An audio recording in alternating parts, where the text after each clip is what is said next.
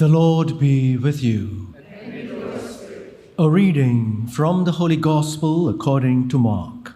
Glory to you. With the coming of evening, Jesus said to his disciples, "Let us cross over to the other side." And leaving the crowd behind, they took him just as he was in the boat, and there were other boats with him. Then it began to blow a gale, and the waves were breaking into the boat so that it was almost swamped. But he was in the stern, his head on the cushion, asleep. They woke him and said to him, "Master, do you not care? We are going down." And he woke up and rebuked the wind and said to the sea, "Quiet now, be calm." And the wind dropped and all was calm again. Then he said to them, "Why are you so frightened? How is it that you have no faith?" They were filled with awe and said to one another, "Who can this be? Even the wind and the sea obey him." The Gospel of the Lord. Praise to you, Lord Jesus Christ. In fine weather, it's lovely to be by the sea, to have a picnic, and to watch people swimming or sunbathing, children building castles in the sand, sailboats and surfers gliding gracefully on the waves. That's in fine weather. It's great to be by the sea. But for all the attractiveness of the sea, we know that it can be frightening and treacherous as well. As I reflect on this gospel, I'm reminded that there's a beautiful stained glass window here in our church that depicts this gospel scene of Jesus and the disciples in the boat in the midst of a storm. It's just over there on my left, the second stained glass window. It tells us how the sea, for all its beauty and attractiveness, can be frightening and treacherous. Those who live by the sea, or those who make a living on the sea, like sailors and fisher folk, they know how to treat the sea with fearful respect, because they're aware that at one moment it can be very gentle and calm, and the next moment it can be destructive.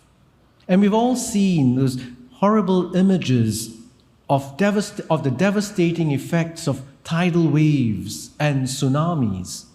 So we know that the sea has got two parts. One is gentle and attractive, and the other is frightening and destructive. The Sea of Galilee is actually a very large lake, an inland lake. But like a sea, it can turn stormy very, very quickly, because where it's located, it's around the hills, and winds come down from these hills and straight into the sea.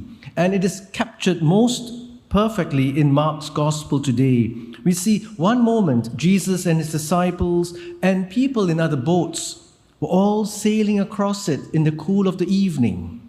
And the next thing they know, this gale-force winds and choppy waves threaten to sink all of them.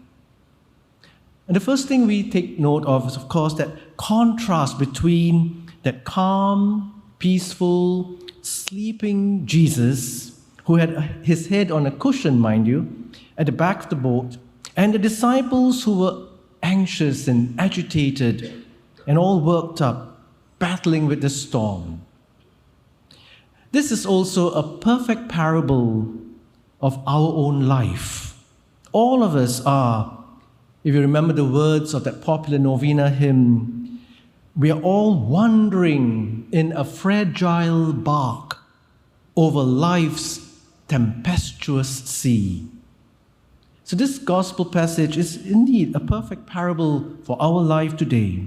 One moment, all is calm, and the next instant, we can be buffeted and swamped by winds and waves. Now, in such frightening times, aren't we just like those disciples in the boat? Aren't we agitated and anxious? And don't we also feel like questioning the Lord? Lord, do you not care?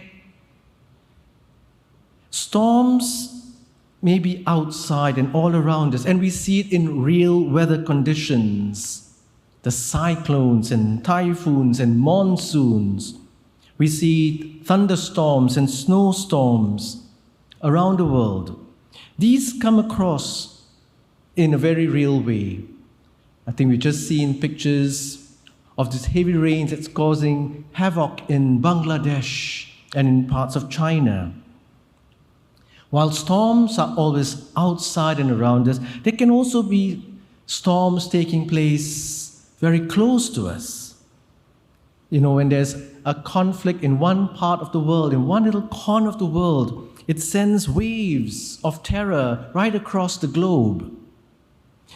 When there's something that happens in one part of the business world and causes an economic recession or a downturn, we are also affected. These come across to our shores, and they threaten our comfortable lifestyle and our livelihood and our jobs.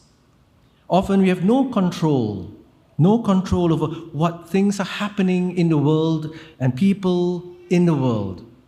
And for that matter, sometimes we even have very little control of what's happening in our own lives. Yes, there are storms within us that can make or have an impact that's just as frightening and destructive. What's the storm that I'm battling with right now in my life?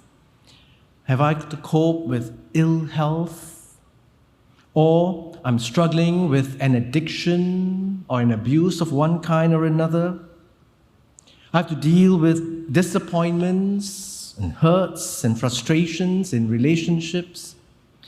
These are not small things. These are not storms in a teacup. These are things that really affect us. They turn our lives inside out and upside down. Or when we come to terms with the stress at work and colleagues, or the loss of someone we love, all these are forms of storms that can take place in our hearts, in our minds, in our lives. Yes, the natural feeling and reaction is fear. Fear has got two things as well. There's normal fear, a healthy kind of fear that actually helps us to survive, so that it prevents us from doing things recklessly and so on. That's a good kind of fear, a healthy fear. But an unhealthy fear can overwhelm us, and it become a great obstacle to our faith. We learn from today's gospel that as long as we try to do it on our own, when we depend entirely on our own strength because of our pride, our arrogance, our willfulness, no matter how hard we try, we still struggle and we keep sinking deeper and deeper. The disciples in the boat, some of them were very skilled, very experienced fishermen. Peter and Andrew, James and John, they were all fishermen. They lived most of their lives on the sea, and yet they were not able to deal with the storm that came. This is a kind of thing that we must always remember. Unhealthy fear drowns us. But a healthy kind of fear fills us with awe and wonder. A holy fear makes us respectful and reverential before God. And it's this holy fear, which is the beginning of wisdom, that helps us to turn to God, call out to God, as they did in the end, when they were really at sinking point. Lord, do you not care? We are perishing, we are going down. turn to the Lord. That's a holy kind of fear, a fear that makes us turn to God in awe, in wonder, in mystery, in reverence. Yes, as we sail through this life in this fragile bark over a tempestuous sea, let us remember that Jesus is always present with us, even though sometimes he may be silent or even asleep. But He is the Lord of heaven and earth. He is the Lord of sea and sky. He is the Lord of all creation. And St. Paul reminded us in that second reading that for all of us who belong to Christ, we are a new creation of quiet and calm. The old creation of chaos and destruction, that's gone. So let us always turn to the Lord. He's present. He has control over everything, including the forces of nature.